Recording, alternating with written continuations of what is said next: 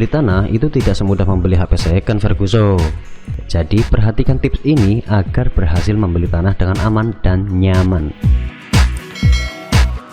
Pertama, status tanahnya. Pastikan tanahnya itu free, clean, and clear. Clear and clean itu bukan skincare yang ada di TV-TV itu.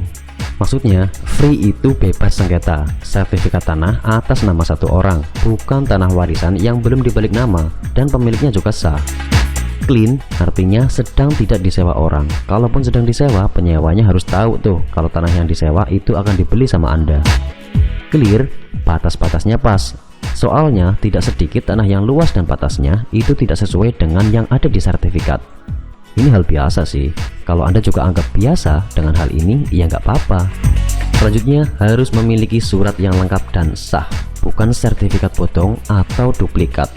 Cek di BPN atau minta bantuan notaris untuk ngecek status sertifikatnya. Cek mandiri di aplikasi Sentuh Tanahku juga bisa sih, tapi Anda harus mengaktifkan dulu aplikasinya dengan mengunjungi BPN dan menyebutkan NIK Anda. Kalau belum diaktifkan, Anda nggak bisa cek mandiri di aplikasi Sentuh Tanahku. Lalu, lihat kondisi dan lokasi tanah. Tujuannya ya untuk mengetahui tempatnya itu nyaman enggak untuk tempat tinggal. Kalau untuk investasi atau tabungan, kira-kira kenaikan harganya bagus atau tidak. Patokannya fasilitas umum seperti kesehatan, fasilitas pendidikan, transportasi, dan lain sebagainya. Cek juga air di sekitar situ, karena air kan kebutuhan pokok. Periksa juga peruntukan tanah tersebut, bisa dibangun rumah atau tidak. Kalau ternyata nggak bisa dibikin rumah kan repot. Lagi-lagi cek di BPN atau cek di website BPN juga bisa.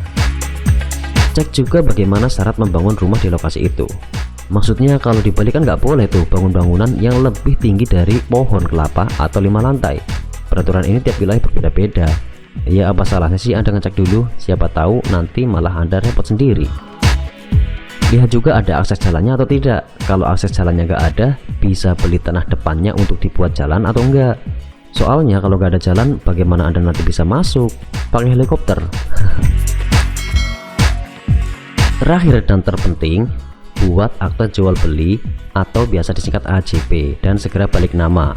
Ini sama saja seperti struk pembelian barang di minimarket, cuma ini kan tanah, jadi nggak cukup lah pakai struk doang. AJB harus dibuat sesuai syarat dan ketentuan yang berlaku di wilayah tanah Anda. Kalau merasa ribet, ya minta pendampingan PPAT aja. Nanti sama PPAT dibantuin kok, diminta syarat-syarat membuat AJB-nya juga.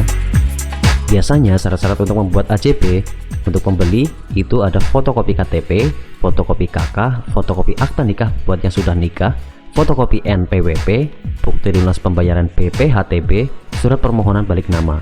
Ya pokoknya nanti Anda akan dibantu deh sama PPAT. Setelah AJB dibuat, mending langsung sekalian balik nama, nggak usah kelamaan. Kalau tanah udah dibalik nama kan jadi adem ayem. Soalnya tanah itu harganya tidak seperti mie ayam. Jadi balik nama lah segera biar ayem.